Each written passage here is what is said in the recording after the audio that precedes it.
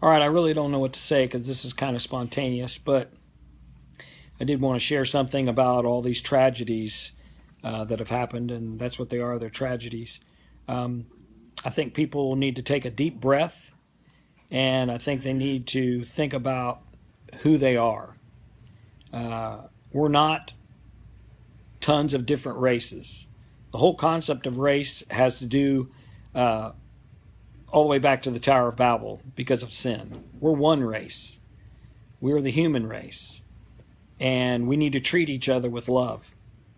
And I just want to say this from the outset to both sides or any side of this whole issue that's been going on as far as Dallas and Baton Rouge and Minnesota, and now we're hearing of a police officer who was called to a scene, and he was tricked into coming there and shot by the person that called him.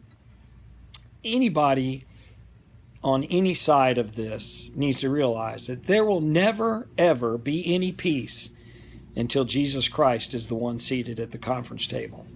You just need to know that whatever side you're on, we need to start talking about things that unite us and not things that divide us. For those folks who are my friends that don't believe anybody should have a gun, you just need to table that for a moment, stop talking about that, because those are issues that divide us. For those of my other friends that think that, because of what's happened, all of us need to go out now and build a fortress around our home and buy thousands of guns, we need to table that kind of discussion right now too. What we need to be focused on is loving people and really letting them know the love of Christ. The scripture teaches that we are to obey our governing authorities. And I may not know how to say this right, but just think with me.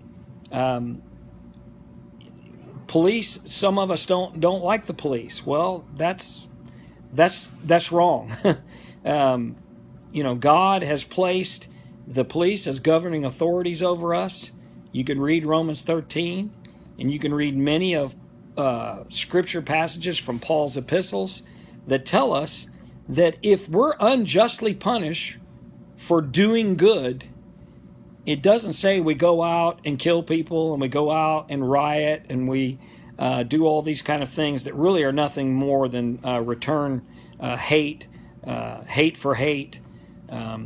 We don't do that. What it says is we suffer as a good soldier of Jesus Christ.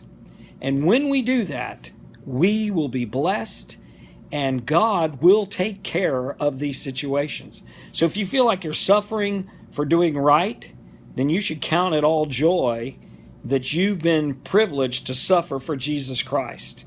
And the most important thing is that we share the love of Christ. If you want to do something that helps, go to Alton Sterling's children and do something kind for them and show them the love of Christ. If you want to do something kind, go to the Dallas police officers who were brutally slain and murdered in the streets for doing their job, and do something kind. Mow the grass for their widows. Do something for their families. Give to the police fraternal fund that is going to be left trying to figure out what to do for these families. But please stop all this divisive talk. The divisive talk about, people got what they deserved. That just needs to end. What we need to do is do the right thing, no matter what it is.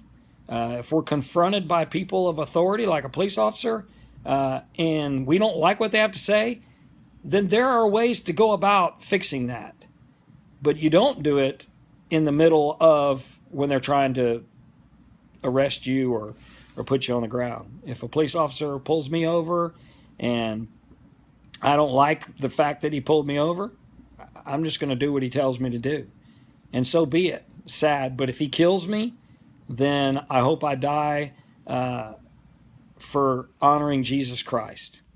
But all this other stuff needs to stop. And what we need to do is unite around the love of Christ, love people, reach out, find somebody today, do something nice for them, hug them, love them. The scripture is very clear that it's the love of Christ that turns people.